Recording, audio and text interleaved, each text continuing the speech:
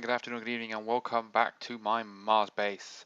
So, following the previous disappointing episode, which I apologize again for, I came to record on Monday evening and I just couldn't get my game to work. So I spent Monday evening messing with my Mars world after I eventually got it to load. I first decided to remove the doors. That didn't help. So I have now found the flaw with my system, and it is my bank of sealers. So although I did manage to find a way to seal my rooms, they were also totally destroying my game. So now hopefully I should be able to A, use the doors efficiently because they open when I go near them, and also if I do leave my Mars world by any of my linking books and then return to this world, it loads, and then when I go back to my Mars base, it instantly loads and everything is fine. So I will have to use the old air tank system. So this quite ridiculous abundance of oxygen collectors is now redundant because I can't use them to seal. But I might try oxygen bubble distributors instead. So by placing oxygen bubble distributors all over the place, I might see if I can provide enough oxygen to locations around my base that means that I will be able to breathe, and see how badly that lags everything out. But that brings me back to what I finished or told you I was going to do in the previous episode, and that's related to setting everything up ready for the big build. So in here we have banks of turbines. Now, a message was sent that said the big turbines aren't worth it, which I had to research. It was actually said that they were more efficient to use the 9 little ones than it was to use the one big one. Now, I did some research and I did some tests myself, and it turns out if you do put a single input into the big turbine, it doesn't produce anywhere near as efficiently as the 9 little ones would. However, if you put all 9 inputs into the big turbine, it produces exactly the same amount as the 9 little turbines. It's exactly the same amount to within such a insignificant percentage that it doesn't work. It's less than 1% difference. So the big turbines have less graphics, less moving parts, and therefore should cause less lag than using the 9 little ones. It does mean I've got to go round and put fluid ducts under all of them, which is going to be tedious and annoying. But that's not what I'm going to do today. What I'm going to do today is try and work out how, or try and put together the power storage system for the initial storage once I turn all of these turbines on. Now, I don't know how well this is going to work because there are issues with the energy cells down on the Minecraft Earth base. So realistically, I want to just put something in the middle of the floor. So I want to start by putting a path of redstone. Okay, so I don't want them to touch, so I'm going to put them apart like this. I think this might give me the best chance of success. I've got 12, as you may have remembered from the previous episode if I counted them. So I've got no problem with spacing them all out. Let me guess. I didn't guess. No, I did. Like so.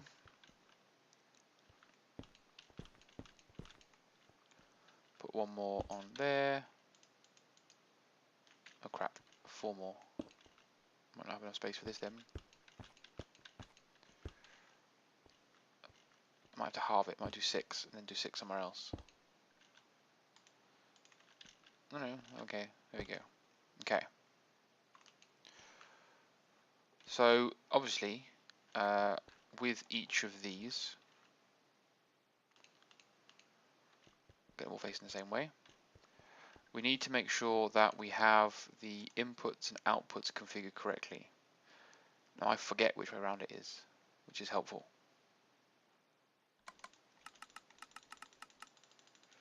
Why is that set to that? Is that all set? Are they all going to be like that? Oh, brilliant. This will all need balancing, and obviously I won't do it all on camera. So we don't want just one input into each of these. I have a feeling that the blue is the input. So we're going to want to put multiple inputs into each of these so that we can put maximum amounts of power across. Because obviously you can put only 10,000 into each input, but we can have multiple inputs onto each tesseract.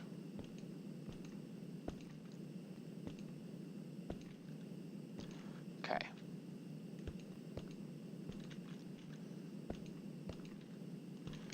The cable itself contains or can transport an unlimited amount of redstone flux, but each connection can only put 10 in. So I don't want to put anything in position where I can link them together. So if I put one here,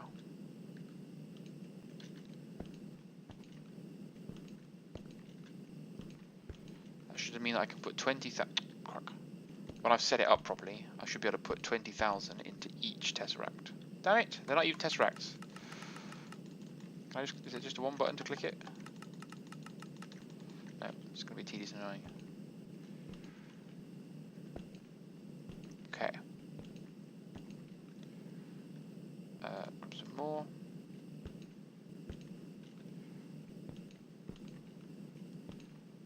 Okay. So here we have all 12 of my energy cells, and obviously I need to bring the power across from the turbines.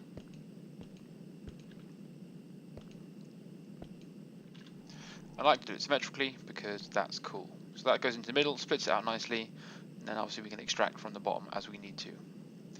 So we need to connect all of these together. All of these rows can be linked. So I guess I'll just do it kind of in the middle. Then again, I haven't managed to put the energy cells.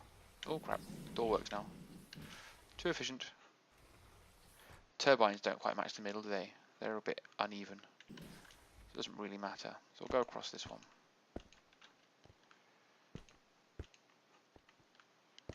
Like so.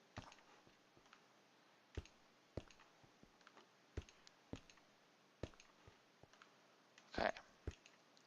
So this could theoretically produce me the most ridiculous amount of power in the history of the world. I have no fear over filling these tesseracts. Oh, fuck, it's not tesseracts, are they? Filling these energy cells really quickly. Each of these contains the ability to store 50 million RF. I have a feeling they will be full of 50 million RF pretty swift. Which means I will have so much RF, I don't even know what to do with it. The next question I need to ask myself is how am I going to deliver the steam to the turbines, which is why I've got the tesseracts, because I have a feeling it's the tesseracts that I'm going to use and find most efficient to get this all to work. Now, I don't know, again, that this is going to work, but I have a feeling that if I put a tesseract here, this time I do mean a tesseract, and we call it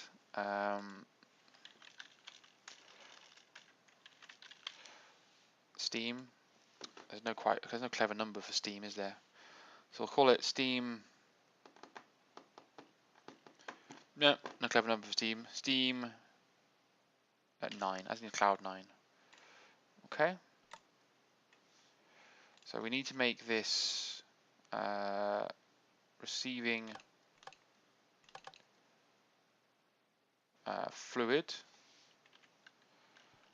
and we need to repeat the same process. So I'm going to have to obviously put a lot more pipes into these. So we need to logically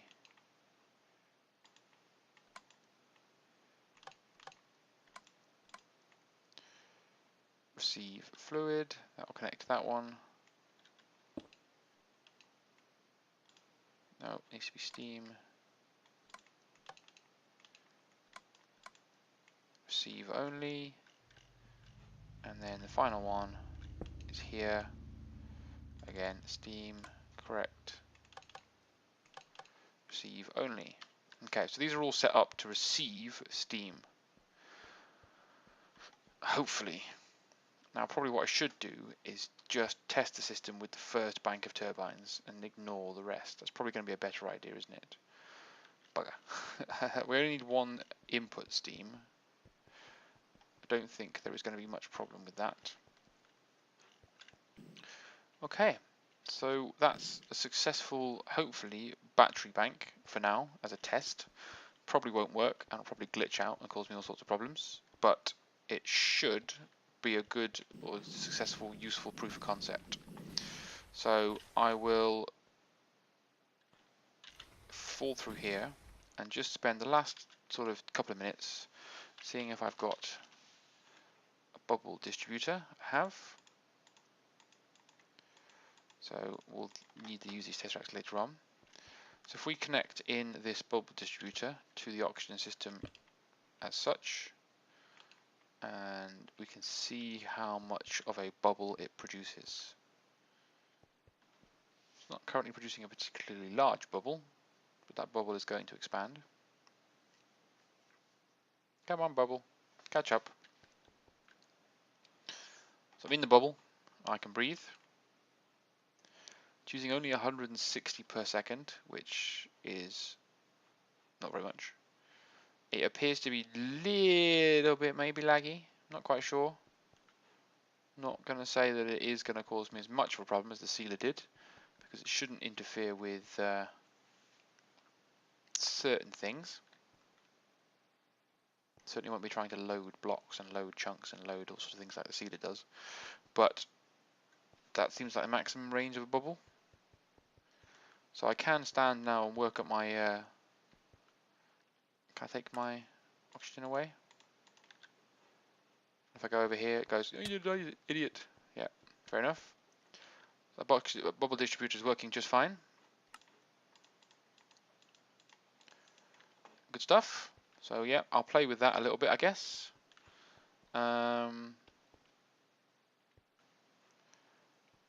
It's going to be quite a lot to fill the whole floor, isn't it?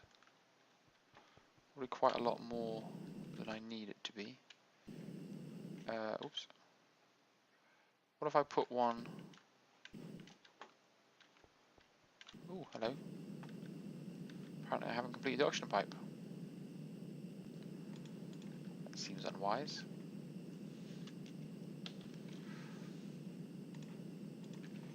Troubleshooting problems I didn't even know existed.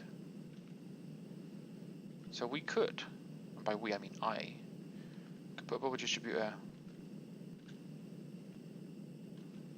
somewhere really pissing awkward. Not that I need to distribute oxygen around my oxygen system, but I obviously want to put them in logical places. So if it's going to be, how many, let's find out how wide it is. Where's my ruler? So it is there. The bubble extends to there. So that's 1, 2, 3, 4, 5, 6, 7, 8, 9, 10. So it's 10. The number I want is 10. So if that to that is still 10, yeah. Okay. So logically then, that to that is 8, so that to that is 10.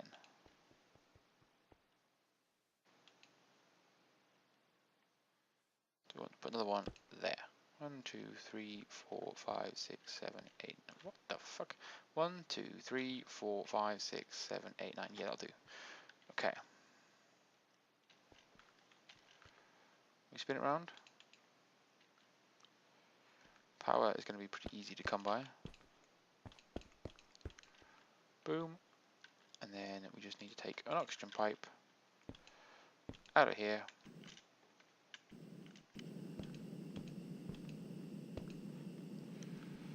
And out of here.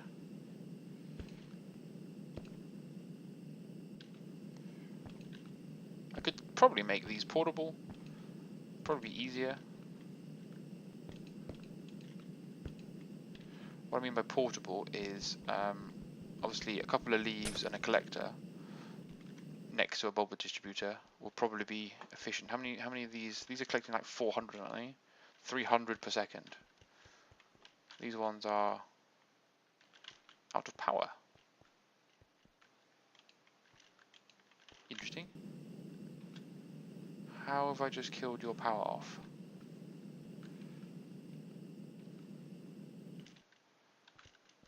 What have I done?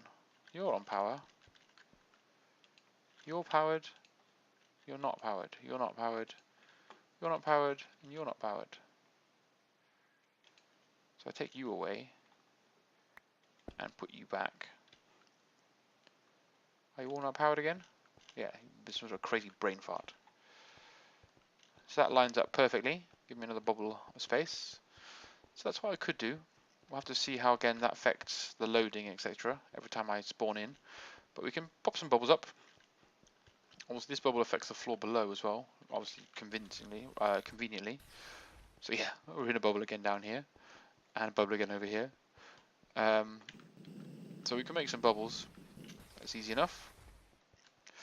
Okay, well, a bit of a delayed episode. Hope you enjoyed. We have everything in place now. Hope you are waiting patiently for episode 80. Episode 80 will follow obviously next, and it's going to be the big one.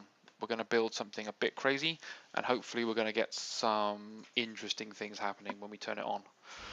Alright guys, well I hope you enjoyed, and I will see you again shortly for the next episode. Bye for now.